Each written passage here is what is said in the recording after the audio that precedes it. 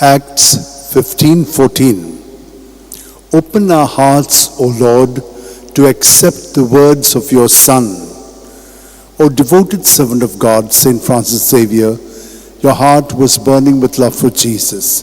Impelled by this love, you went from country to country and spent yourself unto death, proclaiming the name of Jesus and the good news of salvation. That is why the Father filled you with glory in heaven and preserved your body from corruption here on earth. Filled with joy for these unique gifts, we join in praising the Father, and now we ask your intercession for ourselves. You may pray for whatever you want through the intercession of St. Francis Xavier.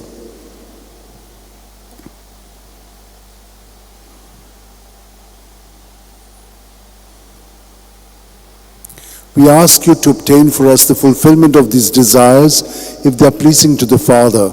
And for everything, together with you, we praise the Father through Jesus in the Spirit. Amen.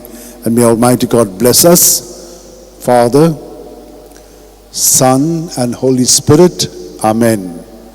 San Francis Xavier, Vodacura, Radi Samcha Mogan, Las Lolia, Besanggal Saiba, Desaramcha,